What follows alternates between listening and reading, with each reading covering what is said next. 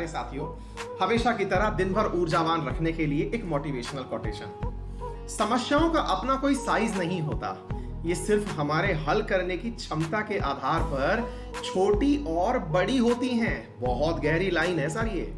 समस्याओं का अपना कोई साइज नहीं होता। अपन कहते हैं ना, बहुत बड़ी संकट आ गया है मेरे ऊपर, बहुत बड़ी समस्या आ गई है मेरे ऊपर। क्या समस्या आ गई है यार? मैं पेपर देने गया था, मेरा पेन की जो इंक है ना, वो पेन चला ही नहीं सर, पेन में से इंक नहीं आई। बहुत बड़ी विकट समस्या आ गई। प्रभु जरा विचार करिए, आपसे ज्यादा समस्या शायद उस विद्यार्थी की हो जिसका व्हीकल रास्ते में आप तक मतलब एग्जाम सेंटर तक पहुंचते समय पंक्चर हो गया था। जरा सोचिए उस विद्यार्थी के बारे में, जब वो आ रहा था तो उसकी ट्रेन ही रद्द हो गई। जरा सोचिए कोई ऐसे विद्यार्थी के बारे में जो किसी प्राकृतिक आपदा के कारण एग्जाम ही देने नहीं निकल पाया।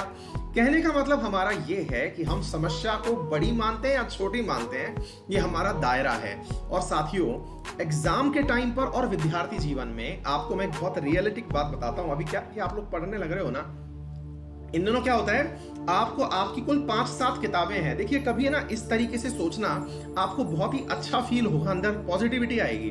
मैं आपको सोचने का तरीका देता हूं। आपके सामने कुल 5-7 किताबें हैं, मैक्सिमम 5 से 7 किताबें हैं, जिनको अगर आपने शुरू से लेके एंड तक पढ़ लिया ना, तो मतलब वही आपकी नौकरी है। ऐसे समझ के चलिए, आपको 3 स्टार बनना है, आपको इंडियन सर्विसेज में जाना है, जहां जाना है ना, उन सबके लिए वो 5-7 किताबें हैं जो कि आपके लिए एग्जाम की सबसे बड़ी मूलभूत कड़ी हैं, जिनकी वजह से आपके आने वाला जीवन पूरी तरह सफल होने वाला है। वहीं आप जब किताबों को गहराई में देखते हैं तो एक नजारा आपको यह दिखता है, इस मैथ की किताब में तो 10,000 सवाल दे रखे हैं, ये कैसे सॉल्व होंगे? सर ने तो जीके में इतना पढ़ा दिया, करंट तो 1 साल का पढ़ना पड़ेगा, ये सब चीजें मुझसे कैसे खत्म होंगी? समस्याएं क्या हैं ये आप पर निर्भर करता है, और मैं आपको एक समाधान देता हूं जो विद्यार्थियों को बहुत परेशान करता है, उस परेशानी से निपटने का। एग्जाम टाइम में क्या होगा कि आप लोग जब पढ़ने बैठते हैं, एग्जाम तो सर बोले अभी आ नहीं रहा है, आने वाला है, तुरंत कभी भी घोषणा हो सकती है एग्जाम्स की, तो उसकी चिंता मत करो। लेकिन ये फीलिंग आपने हर बार ली होगी। अपन जब एग्जाम में होते हैं ना, तो सिलेबस अपना पहाड़ जैसा अपन को दिख रहा होता है और हम बड़े दुखी हो रहे होते हैं, परेशान हो रहे होते हैं कि रिपीट कैसे होगा, रिवीजन कैसे होगा।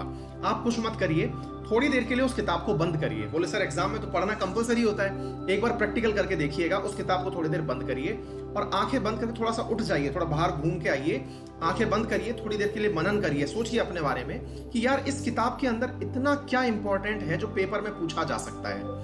मतलब उस समस्या को जिसमें आप अभी फंसे हुए हैं ना, इसको थोड़ी देर के लिए मनन करिए, चिंतन करिए कि यार इसमें इतना क्या इंपॉर्टेंट है जो पूछा जा सकता है, और उस चैप्टर में क्या इंपॉर्टेंट है जो पूछा जा सकता है।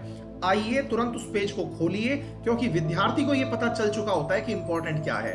बस उसको देखिए और देख करके निकल जाइए।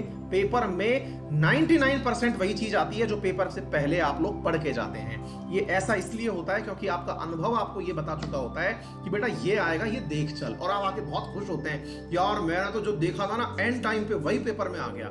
क्यों? क्योंकि आपने उस समय समस्याओं को देखना शुरू कर दिया था, समस्याओं का समाधान निकालना शुरू कर दिया था। ठीक है ना?